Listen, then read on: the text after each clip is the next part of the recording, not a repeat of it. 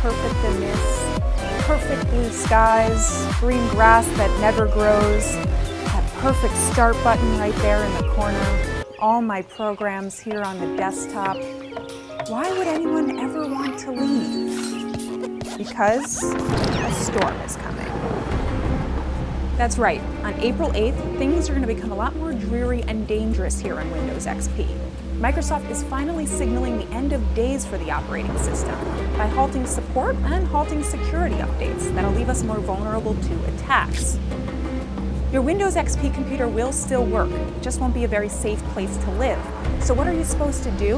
Let's go find out. Microsoft really wants you to come here, Windows 8.1.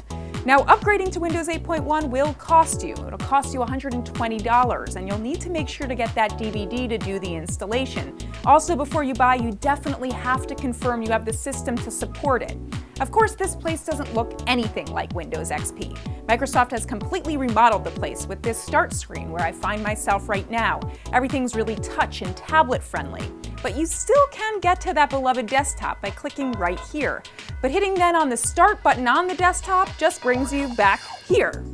Windows 8.1 has gotten a lot of improvements for the mouse and keyboard user, and we'll get even more updates next month.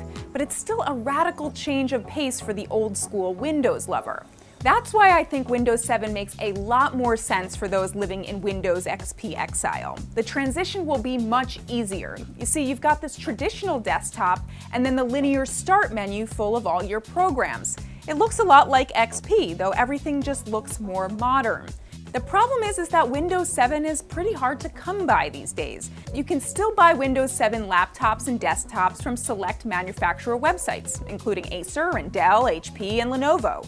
Most of the time, they're hidden in the business laptop section. You still can get support with these from Microsoft and the PC maker.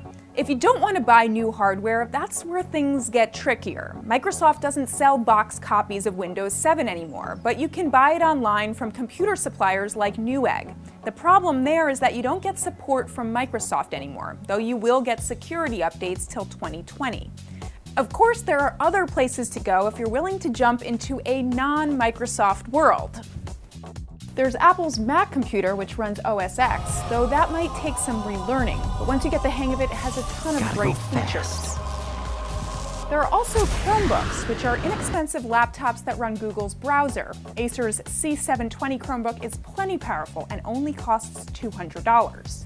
There's also Linux options like Ubuntu, but that requires installation know-how, and many popular programs won't actually work here.